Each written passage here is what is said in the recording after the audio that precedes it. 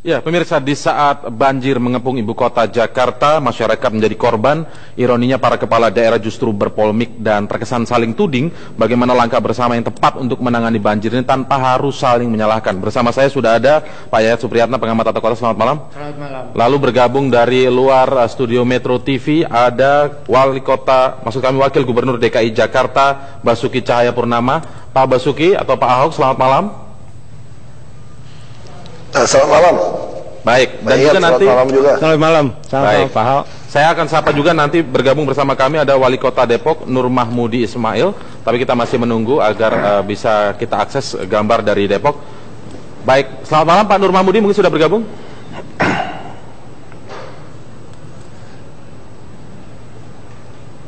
Baik, sudah mendengar tapi mungkin ada sedikit gangguan teknis di audio. Tapi saya mulai dari Pak Basuki Cahayapurnama. Pak Basuki, ini sebenarnya apa yang melatar belakangi sampai Anda mengeluarkan statement yang begitu keras, kalau air lu larinya ke langit, itu bukan urusan saya, begitu. Paling tidak seperti itu terjemahnya. Apa yang melatar belakangi ini, Pak? Nggak, sebetulnya gini, tadi kan saya bilang, kita lihat banyak sekali perkembangan membuat perumahan-perumahan yang istilahnya itu yang penglihatan river view kan, lihat ke sungai kan. Padahal kalau secara alam, biasa tuh di pinggir-pinggir sungai itu pasti lebih rendah. Nah, kalau buat perumahan kan pasti diuruk, supaya bisa melihat sungai. Itu kan berlawanan kan. Nah, saya cuma tawarkan, harusnya kalau ditawarkan bikin perumahan, kenapa tidak tawarkan pada kami, supaya itu tetap rendah gitu loh, untuk nampung. Nah, terus kepala dinasnya yang baru pelaksana tugas saja nyelutuk gitu loh, jangan campurin urusan kami gitu kan. Makanya karena dia ngomongnya begitu, ya saya sikat juga gitu loh. Kalau air lu turun naik ke langit ya oke aja gitu kan. Jadi bukan kita mau ribut gitu, kita berusaha cari selesaikan gimana masalah ini. Secara geomorfologi pasti begitu, kalau pinggir sungai itu pasti rendah, itu untuk menjaga-jaga. Ini tepatnya di mananya Pak Basuki? Gitu loh. Tepatnya di mananya sih yang Anda soroti ini sebenarnya? Coba aja kita telusuri, hampir semua sungai Ciliwung itu yang sampai ke Depok itu pinggirnya itu udah perumahan, diuruk. Saya lihat pakai helikopter kok. Saya naik helikopter, saya lihat itu lagi diuruk-uruk di pinggir sungai gitu loh. Dan itu maksud Anda tapi kan ada izin dari Pemkot Depok ya? Haknya Depok memang. Ya itu kan haknya beliau, makanya saya bilang menyelesaikan masalah Jakarta lebih mudah jadi presiden gitu loh. Oke, mungkin Pak Nur Mahmudi sudah bergabung. Pak Nur Mahmudi bisa mendengar saya, Pak Nur Mahmudi? Halo, Pak Nur Mahmudi? Oke, baik, sambil menunggu sambungan lebih jelas dengan Pak Nur Mahmudi, saya tanya lagi ke Pak Basuki. Ini sebenarnya sudah bagaimana koordinasi sebelumnya dengan pemerintah Kota Depok misalnya, Pak Basuki? Apakah sudah terjalin ada kesepakatan agar tidak ada? Ya, sebetulnya kan kita kan tergabung. Kita tuh ada tergabung di Praja Utama gitu loh. Jadi itu saling, kita malahan punya sekretariat bersama di Sunter, kita juga ada anggaran untuk bicarakan. Tapi sekali lagi kan ini otonomi daerah. Otonomi daerah ini telah membuat kita terpecah-pecah dan tidak ada hubungan, jadi semacam jaringan-jaringan masing-masing. Karena itu kami sadar tidak mudah gitu kan, itu kan juga penghasilan buat daerah masing-masing. Nah, kita tidak mau mencampuri lah sebetulnya, itu kan hanya kita bicara saja kalau bisa. Tapi ya jangan dijawabnya terlalu keras gitu, jangan campuri urusan kami kan. Ya saya juga masa nyelutuk gitu loh. Kalau saya bilang saya juga tidak masalah, bisa sekarang Depok kalau tidak mau kasih pun ya mau bilang apa, kan otonomi daerah. Ya kan Depok berhak atas dirinya gitu kan. Pak Basuki, kalau saya juga baca di beberapa media begitu dikatakan jangan saling menyalahkan. Kalau saling menyalahkan tidak menyelesaikan masalah. Tapi kalau memang mau menyalahkan, sebenarnya juga salahnya ada di DKI, kalinya yang semakin sempit, begitu kata Gubernur Jawa Barat. Ya, itu bisa juga. Kita bukan saling mau menyalahkan. Nah, saya juga tidak pernah menyalahkan Depok kan kemarin. Saya hanya menghimbau gitu loh. Kalau tanah yang lebih rendah dari sungai daripada jadi perumahan, lebih baik jual kepada kami jadi embung supaya lebih rendah gitu loh. Saya nggak pernah menyalahkan mereka. Saya nggak pernah menyalahkan mereka sama sekali, tidak pernah. Saya hanya menawarkan kayak orang dagang aja gitu loh. Anda mau jual tanah, kalau saya beli boleh kan, kira-kira gitu kan. Kalau Anda mengatakan tidak boleh, saya mau kirim banjir ke Jakarta atau apa, ya hak Anda, saya akan atasi gitu loh. Saya nggak pernah nyalakan Anda. Baik, kita udah kerjasama dengan Wamenhub, Wamenpu kemarin udah ngomong, kita pengen minta ada sodetan dari Katulampa ke Cisadane gitu loh. Itu biar Menteri PU yang urus, kalau APBN tidak ada, biar kami yang hibah kepada Provinsi Jabar gitu loh. Anda mau 2 triliun, 3 triliun, kalau tapi memang secara aturan bisa Pak Basuki. Ke Cisadane kami kasih. Mungkin langkah Pemprov seperti Anda usulkan. Kita bisa hibahkan. Misalnya Anda ingin membeli lahan yang seharusnya itu nanti dijadikan waduk misalnya, apakah itu secara peraturan boleh atau Anda menggunakan makanya tergantung swasta? Depok mau kasih atau tidak kan. Kalau Depok tidak mau kasih ya sudah, mau bilang apa. Kita ada BKSP gitu loh, Badan Kerjasama Antar Provinsi itu ada.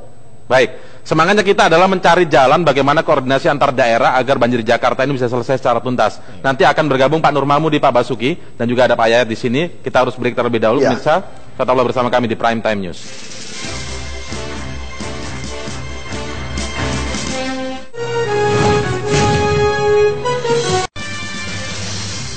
Baik, saya kembali ke Pak Basuki Cahayapurnama, Wakil Gubernur DKI Jakarta. Pak Basuki, selain dengan Depok ini apa pola dengan membeli atau membeli lahan agar dibangun waduk dan lain-lain yang dinilai mungkin sebagai penyebab banjir ini juga dilakukan di beberapa daerah di sekitar Jakarta yang lainnya, misalnya Bogor misalnya?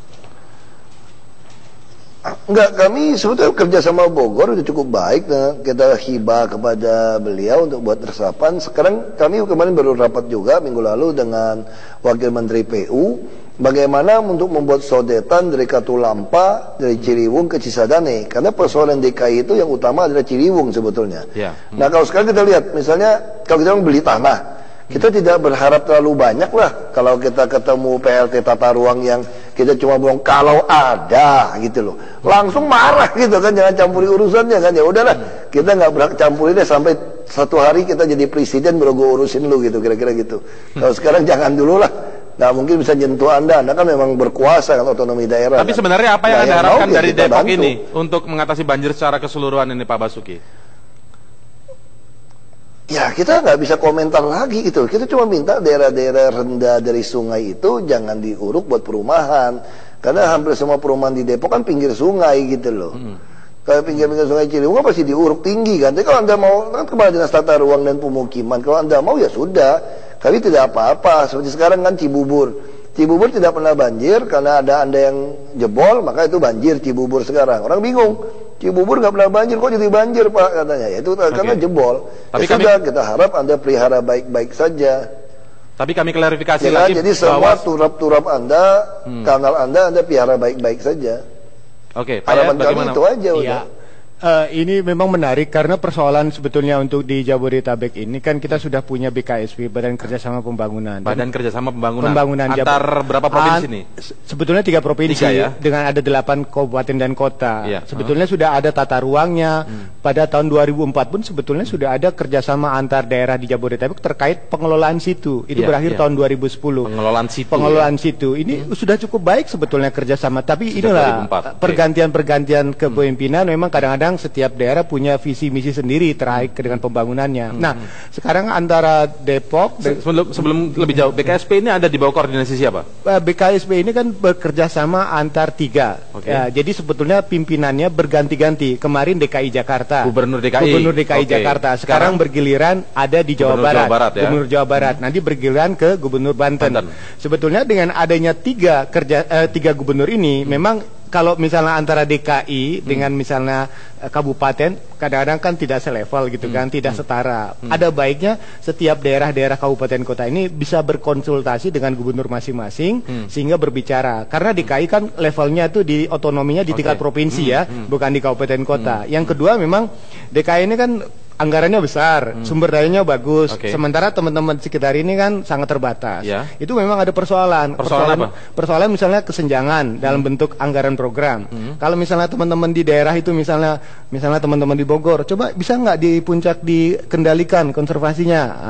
Mereka bilang nanti kami juga sumber pendapatan daerah. Penertiban vilanya misalnya. Penertiban villa. Nah, untuk penertiban villa sebetulnya ada yang bagus ya, Kabupaten Bogor dengan DKI. Misalnya Kabupaten Bogor sudah punya data sekian ratus villa yang harus dibongkar.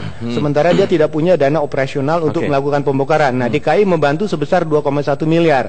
Itu sudah disampaikan secara terbuka oleh Kabupaten Bogor bahwa untuk membongkar villa itu harus ada anggaran. Nah, di sini DKI jika punya kepentingan secara tidak langsung bisa diterapkan. Jadi sebetulnya kerjasama antar daerah itu bisa terbuka jika masing-masing bisa mensendirikan rencananya.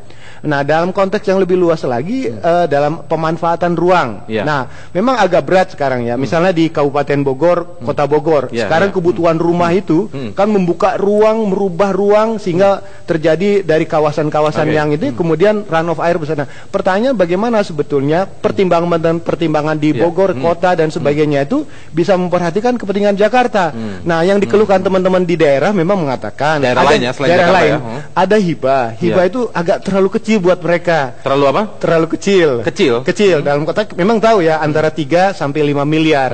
Nah, buat daerah mengatakan bahwa kelihatannya perlu diperbesar lah hibahnya dalam bentuk bantuan-bantuan yang terkait dengan program misalnya. Jadi memang tapi konteks Depok tadi menolak disebut. Nah, untuk Depok sebetulnya saya dan teman-teman diminta oleh Pak Wali Kota untuk menjembatani lah. Artinya dari apa sih yang diinginkan dari Depok itu mempertanyakan satu gini. Kira-kira kalau di Depok dibuat waduk atau dibuat taman, kira-kira manfaat apa yang diterima oleh masyarakat? Sebenarnya sudah merespon permintaan dari Pak Basuki ya, Pak Basuki sebetulnya Depok itu memahami apa yang dihadapi oleh Jakarta, tetapi dalam konteks ini mereka lebih yang konkret. Mereka inginnya apa? Yang konkret. Jika misalnya waduk itu bagaimana sebetulnya konsepnya, rencananya? Karena sebetulnya kan yang ingin didorong oleh teman-teman Depok ini, mohon maaf Pak Wali Kota Depok, karena saya mengikuti acara diskusi dengan Pak Wali Kota pada waktu persoalan ini, bahwa menginginkan konteks yang lebih jelas. Artinya misalnya kalau kita membuat waduk ini konteksnya apa misalnya? Apakah ini terkait dengan pengelolaan air bakunya? Nanti siapa yang mengelola? Bagaimana kerjasamanya?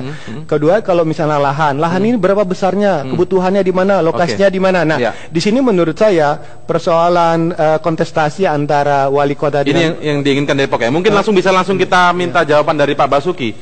Bagaimana Pak Basuki Anda melihat apa sebenarnya yang diinginkan oleh teman atau pemerintah kota Depok ini sendiri? Seperti yang tadi disampaikan oleh Pak Yayat. Ya sebetulnya saya bisa mengerti persoalannya. Persoalannya kan memang ini kan oknum aja di Depok yang ngomong. Saya sama Pak Nurmadi oke-oke saja. Ya cuma oknum PLT tata ruang dan pemukiman saja. Yang baru PLT sudah berani ngomong jangan urusin tempat saya gitu loh. Nah harusnya kalau secara logika saya juga bisa mengerti kalau dinas tata ruang pemukiman kan. Kalau Anda buat perumahan kan tentu uang PBB segala macam lebih besar. Nah makanya saya bilang saya tidak bisa memaksa Depok, saya hanya menawarkan. Tapi kalau dari sisi danau jadi sumber air baku, jadi tempat rekreasi, ya beda dong dengan izin perumahan gitu kan. Nah itu sesuatu hal yang pasti berbeda. Tapi kalau Anda bilang jangan campuri urusan saya, ya saya harus nyelutuk juga gitu kan. Sama seperti sekarang kan, Anda punya masalah di sungai Anda ada masalah, Cibubur kami kena gitu kan. Tapi kami sudah siap gitu loh. Ini memang pemerintah daerah ya begitu. Kalau pemerintah daerah tidak mau bisa saling mengerti, kami juga sudah siap. Kita bisa buktikan kok ini kok. Ini posisi banjir tahun lalu, awal tahun lalu. Ini semua begitu kita mulai bereskan, saluran-saluran kita mulai bereskan. Banjir yang sekarang itu hanya segini sebetulnya.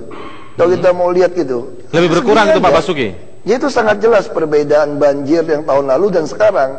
Cuma kan kita selalu expose. Kenapa? Karena memang Pesanggarahan, Sunter dan Angke belum berhasil kita normalisasi. Terlalu banyak rumah-rumah yang liar. Nah kita sudah minta Menteri PU juga untuk bantu kami supaya buat sodetan. Nah dia udah lakukan sodetan ke Kanal Banjir Timur, tapi ada sodetan lagi ke Cisadane. Ini perlu bicara lagi sama Provinsi Banten. Kalau nggak ada uang, kami bersedia hibah. Ada mau 2 triliun, 3 triliun. Kalau disebutkan terlalu jadi bisa menambah, bisa ya? Bisa menambah Pak Basuki ya, karena tadi Pak Yayat bilang. Kita nggak masalah. Cuma masalahnya kan kita tahu juga kan Indonesia ini kita belum menganut pembuktian terbalik harta pejabat gitu loh. Kalau proyek Anda tidak jelas, kami juga tidak mau hibah terlalu jelas. Tapi kalau sodetan ke Cisadane jelas, Anda mau 4 triliun, 1 tahun 2 triliun, kami minta izin DPRD, kita hibahkan, nggak masalah. So itu tidak ada masalah dengan daerah-daerah penyangga lain gitu. Itu ada oknum aja. seorang PRT peserta ruang pemukiman yang sok aja gitu loh. Baik, kalau dia nantang saya tantang balik gitu kan. Dan ngomong seenaknya, saya ngomong seenaknya juga gitu loh. Baik, itu masalahnya. Itu oke, kalau itu sayang sekali mungkin PLT-nya ya, kalau ininya masalah PLT-nya. Tapi kita semangatnya untuk mencari tahu begitu Pak Basuki. Kalau kita dengarkan lagi. Wali kotanya baik-baik aja, kok ketemu PLT-nya aja belagu gitu loh. Iya. Pak ya, sebenarnya lebih detail lagi, apa yang diinginkan misalnya jadi waduk ini jadi dibangun. Sebetulnya gini, manfaat untuk masyarakat Depok maksudnya. Pertama begini, Pak Nur Mahmudi itu sebetulnya menyambut apa yang dikatakan oleh Pak Basuki. Dia mengundang saya dan Pak Firdaus Ali untuk berbicara di depan wali kota dan semua stafnya untuk menjabarkan apa sebetulnya persoalan banjir ini dikaitkan antara hulu, tengah dan hilir ini. Nah, tapi yang menjadi keinginan Depok itu detailnya itu tadi persis dikatakan oleh Pak Ahok maupun Pak Nur Mahmudi adalah bentuk konkretnya apa kira-kira rencananya. Sudah sejauh mana sih pembahasannya? Ya, sebetulnya mereka ingin mendapatkan masukan dari para ahli dalam konteks ini. Kira-kira posisi Depok itu terhadap Jakarta secara strategis apa yang harus dilakukan. Kemudian bentuk kerjasama dengan DKI apa. Jadi dalam hal ini kalau tadi Pak Ahok mengatakan memang ini hanya persoalan statement saja yang mungkin tidak pas. Kalau tetapi sebenarnya Pak Ahok apakah sudah pernah bertemu dengan Pak Nur Mahmudi membahas soal waduk yang ada di bantaran untuk bantaran di sepanjang bantaran Sungai Ciliwung ini? Kita baru tingkat BKSP gitu loh. Kan selama ini yang hubungan dengan gubernur Pak Gubernur, bukan saya. Iya. Jadi belum ada begitu awalnya, bolanya sampai di mana dan realnya sampai bagaimana begitu konsep pembahasannya. Sebetulnya di BKSP itu sudah ada pembahasannya, sudah ada di BKSP gitu loh. Nah, cuma kan memang makanya masing-masing daerah kan tentu pengen PBB-nya naik, PAD-nya naik. Kalau tanah Anda bisa buat perumahan, dirubah jadi danau kan beda. Kalau perumahan kan ada pajak bumi bangunannya, ada masyarakat tinggal di sana. Makanya saya pikir sekarang kami lagi minta Wamen PU untuk supaya bisa buat sodetan lagi ke Cisadane. Karena Cisadane juga airnya kekurangan. Kami kan Palija ingin beli air, dibatasi karena perkembangan Tangerang juga besar. Nah, kalau itu bisa pindahkan 300 kubik per detik, tentu dilihat ya, kalau Cisadane tinggi tentu kita stop pintunya. Kita akan serahkan kepada Tangerang untuk mengendalikan pintu ini gitu loh.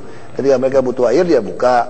Jadi kami juga akan buat sodetan lagi dipelajari secara teknis dari Casablanca pindah dengan box carpet itu gorong-gorong kita harap bisa pindahkan dari Ciliwung juga ke Kanal Banjir Timur. Nah ini kita lagi pikirkan karena momok utama itu memang ada di Ciliwung. Sebenarnya koordinasi dengan daerah-daerah lainnya berjalan lancar atau lancar dengan aksi atau lancar sekedar retorika saja atau memang ada kendalanya sih Pak Basuki?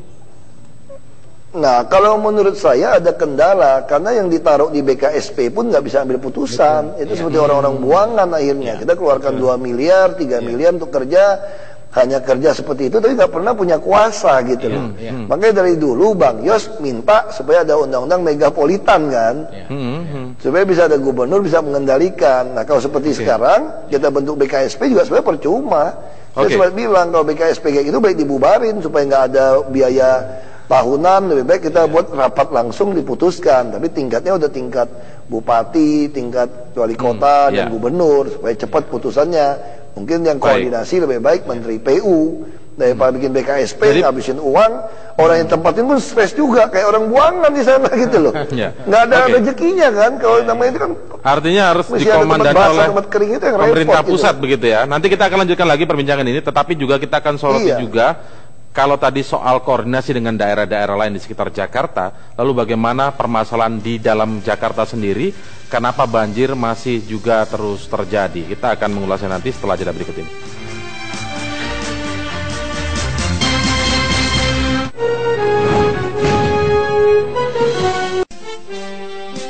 Ya, baik. Dan saya kembali ke Pak Basuki Cahayapurnama. Pak Basuki, lalu langkah Anda selanjutnya apa Pak ini Pak? Kan kita tidak boleh terganjal hanya karena mungkin menurut Anda ini adalah salah seorang PLT yang mengeluarkan statement seperti itu dari Depok begitu. Nah, ini langkah selanjutnya apa? Koordinasi Anda dengan Gubernur Jawa Barat dalam ini atau juga dengan Wali Kota Depok selanjutnya apa agar masalah bisa selesai? Jadi saya sudah yakin BKSP itu tidak mungkin bisa mempertemukan kami semua. Itu sudah bertahun-tahun seperti itu, hanya habiskan anggaran. Minggu lalu saya rapat dengan Wakil Menteri PU Saya minta bantu beliau untuk menjadi koordinator. Misalnya soal sodetan ke Cisadane. Kalau memang PU APBN tidak ada dana, tidak ada perubahan, biarkan dana itu dari kami. Kami hibakan, tapi tolong didesain yang betul, berapa uangnya.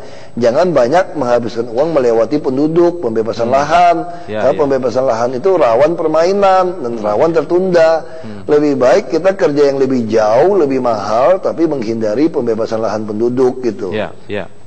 Lalu PU pusat juga sudah bantu kita banyak soal sungai-sungai kan, kanal banjir timur. Nah, kita lagi berpikir kita akan membuat banyak waduk juga di bagian utara. Jadi kita seperti tol itu kita akan bangun waduk juga, yang di Marunda akan bangun waduk juga, yang di dekat tol itu akan untuk Kamal Muara itu akan 90 hektar waduk. Kita lagi berpikir mau beli Pantai Indah Kapuk untuk bangun 30 hektar untuk waduk juga. Supaya Kali Angke yang ketemu dengan banjir Kanal Barat itu tidak membuat banjir sampai ke Dan Mogot dan Jelambar, termasuk Green Garden sekarang. Rencananya akan ada berapa waduk, Pak Basuki? Yang akan dibangun ada berapa waduk? Kita akan tambah 3 waduk lagi yang besar. 3 waduk besar di Marunda 50 hektar, di Kapuk Kamal 90 hektar, dan di Pantai Indah Kapuk kalau bisa dapat 30 hektar sampai 42 hektar.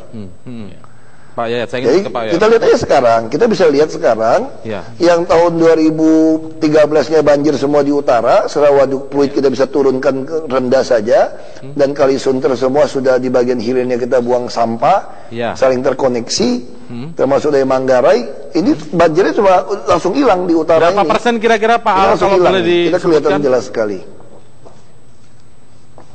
Apa? Berapa persen kira-kira berkurangnya dari tahun lalu? Halo?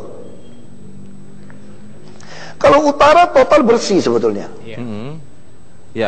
Kalau utara udah total bersih, makanya konsep kita tuh selesai.